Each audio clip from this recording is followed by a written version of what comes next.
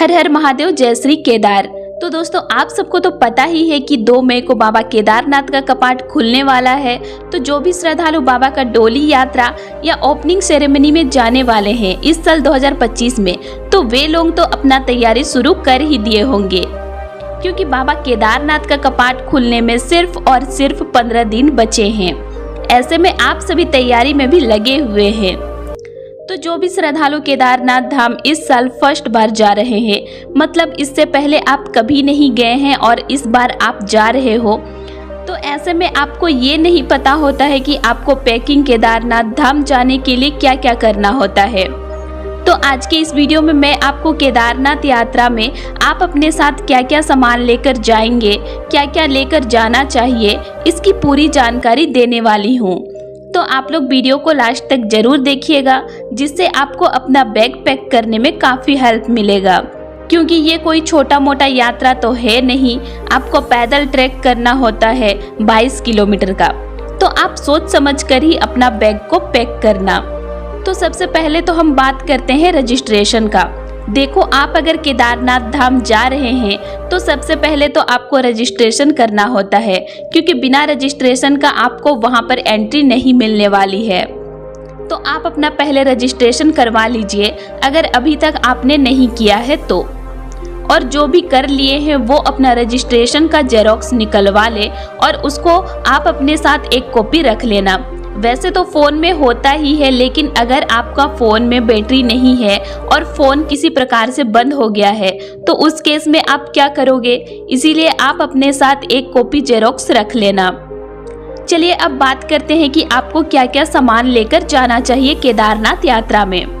देखो, सामान तो बहुत सारा है, लेकिन सबसे पहले मैं आपको बता दूं कि मैं जो भी सामान के बारे में बताऊंगी उसको आप अपने घर से ही लेकर आना, क्योंकि अगर आप यहाँ पहुँचकर मतलब सोनप्रयाग, गौरीकुंड, हरिद्वार, ऋषिकेश में पहुँचकर सामान लोगे तो आपको ये सामान बहुत महंगा पड़ेगा।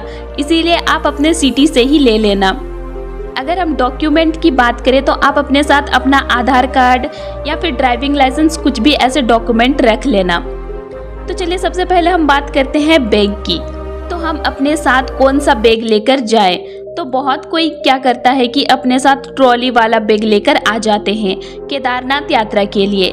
ऐसे में उनको तो प्रॉब्लम होगा ही ना, क्योंकि आपको 22 किलोमीटर का पैदल ट्रैक करना होता है, चढ़ाई है इसमें।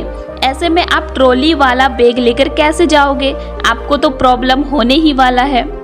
लेकिन हाँ, अगर आप लेकर आते हैं ट्रॉली वाला बैग तो उसे आप गौरीकुंड या सोनप्रयाग में ही छोड़ देना, कोई लॉकर में। इसीलिए सबसे अच्छा आप ट्रैकिंग बैग लेकर आए, ना कि ट्रॉली वाला बैग। देखो, आपको ट्रैकिंग बैग आसानी से ऑनलाइन या ऑफलाइन मिल जाएगा, तो आप एक ट्रैकिंग बैग सबसे पहले ले लेना। आप अपने सामान के हिसाब से बैग का साइज लेना। अगर आपका सामान कम है तो छोटे साइज का बैग लेना, और अगर आपका सामान ज़्यादा है तो आप बड़े साइज का बैग ले लेना। और आप ज़्यादा कोशिश करना कि जब भी बैग लो तो वो वाटरप्रूफ देखकर ही लेना। सेकंड, हम बात करते हैं कपड़ों की, कि आपको कैसे कपड़े लेकर जाना चाहिए केदारनाथ यात्रा के लिए। तो देखो, केदारनाथ धाम अगर आप मई या जून के महीने में जाने वाले हैं तो यहाँ पर काफ़ी ठंड रहता है और आपको पूरे रास्ते बर्फ देखने को मिलता है। वहीं अगर केदारनाथ धाम ऊपर की बात करें तो यहाँ पर तो स्नोफॉल होते हैं और बारिश तो सुबह या शाम कोई भी टाइम में होती रहती है। ऐसे में वहाँ पर काफ़ी ज़्यादा ठंड बढ़ जाता है। तो आप अपने साथ गर्म कपड़ों को ज़रूर कैरी करना, जैसे कि जैकेट, ग्लव्स, शॉल, मफलर, गर्म कैप, इनर वेयर और ज़रूरत की सभी सामानों को। ये तो हो गया गर्म कपड़ों की बात। अगर आप नॉर्मल कपड़ा पकड़ रहे हैं तो वो आपके ऊपर रहा कि आप कितने कपड़ों को कैरी कर रहे हो। लेकिन एक बात का ध्यान जरूर रखना कि हर एक टी शर्ट, हर एक कपड़ा आपके बैग का वजन को बढ़ाता है, तो वो आप पे डिपेंड करता है कि आप क्या क्या कैरी कर रहे हो। थर्ड, हम बात करते हैं रेनकोट या छाते की। देखो, केदारनाथ धाम का ट्रैक करते समय आपको बारिश मिलेगी। अगर नहीं भी मिली मान लो ट्रैक के टाइम, तो कंफर्म है कि आपको ऊपर केदारनाथ धाम में तो बारिश मिलेगी ही। तो इसीलिए आप अपने साथ रेनकोट जरूर रखिएगा। छाता भी आप रख सकते हो, लेकिन आपको छाता लेकर ट्रैक करने में प्रॉब्लम होगा, तो इसीलिए आप अपने साथ रेनकोट रखिए। अगर आप भूल जाते हो रेनकोट लाने घर से, तो आपको गौरीकुंड में पन्नी वाली रेनकोट मिल जाएगी, वो आप 100 रुपये में ले लेना। फोर्थ, आप जूते लेकर जाएं। जूते सबसे इम्पॉर्टेंट है, तो आप वाटरप्रूफ जूते अपने साथ लेकर जाएं। लोकल वाले जूते लेकर न जाएं, जैसे कि 200-300 में मिलते हैं ना, वो वाले जूते अपने साथ कैरी नहीं कीजिएगा, क्योंकि केदारनाथ का ट्रैक में आपको बर्फ और रास्ते में बारिश मिलने वाली है। तो ऐसे में आपके जूते के अंदर पानी चला जाएगा और आपको ट्रैक करने में प्रॉब्लम होगा। इसीलिए आप अपने साथ वाटरप्रूफ जूते ही कैरी करना। इसके साथ आप एक सेट चप्पल ले लेना, क्योंकि जब आप नहाते हो या बाथरूम जाते हो तो आपको चप्पल का जरूरत पड़ेगा। इसीलिए आप टॉवल और साबुन, तेल, शैम्पू भी कैरी कर सकते हो। फिफ्थ, हम बात करते हैं दवाइयों की, कि हम कौन कौन से दवाइयाँ लेकर जाएं। देखो, केदारनाथ का ट्रैक लंबा है, 22 किलोमीटर आपको पैदल ट्रैक करना होता है।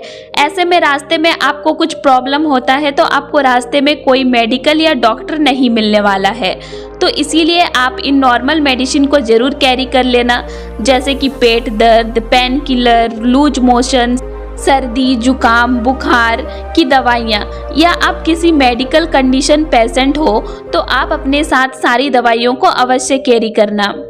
वैसे तो केदारनाथ धाम मंदिर और केदारनाथ बेस कैंप में फ्री मेडिकल कैंप है, पर रास्ते और ट्रैक के दौरान के लिए आप इन इमरजेंसी दवाइयों को अपने साथ जरूर कैरी करें। इसी के साथ आप एक सनस्क्रीन ले लेना। ये आपकी त्वचा को सूरज के संपर्क में आने से होने वाले नुकसान से बचाने में मदद करता है। इसी के साथ हम अन्य चीज़ों की बात करें तो आप अपने साथ पानी का बोतल, टॉर्च, पावर बैंक, सूखे नाश्ते, चॉकलेट अपने साथ जरूर रखिए, क्योंकि आपको 22 किलोमीटर का पैदल ट्रैक करना है और ये बहुत ही हार्ड ट्रैक है, तो आपको रास्ते में सूखे नाश्ते और चॉकलेट की ज़रूरत पड़ने वाली है, और आप इनको अपने घर से ही लेकर आए, क्योंकि ट्रैक के रास्ते में ये आपको काफ़ी महंगा मिलेगा। इसीलिए और आप अपने साथ कैश जरूर रखिए। अगर आप अपने साथ ATM कार्ड को रखते हो और सोच रहे हो कि रास्ते में ट्रैक के दौरान हम पैसे निकालेंगे, तो ऐसे नहीं हो सकता है, क्योंकि रास्ते में ऐसी कोई सुविधा नहीं है। आपको सीधा ऊपर केदारनाथ धाम में ATM की सुविधा मिलेगी। इसीलिए आप अपने पास कुछ कैश जरूर रख लीजिएगा। अगर आप ग्रुप में जा रहे हो तो आप एक बोर्ड ले लेना, जिससे आप एक साथ 5-10 मोबाइल को चार्ज कर पाओ, क्योंकि वहाँ पर आपको चार्ज करने के लिए इतना बोर्ड तो नहीं मिलेगा। इसीलिए और आप गीले कपड़ों को कैरी करने के लिए छोटे प्लास्टिक जरूर रख लेना। इन सब के अलावा अगर आपको और भी कुछ सामान लेना हो, आपको लगता है कि ये सामान मेरे लिए ज़रूरी है, तो आप उन सामानों को भी रख लेना।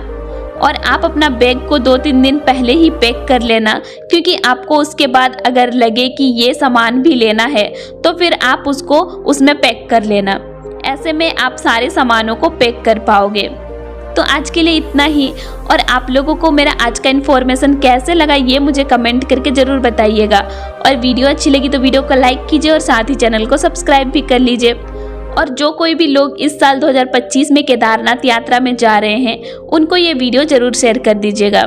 तो चलिए फिर मिलते हैं एक नई वीडियो के साथ। Thanks for watching.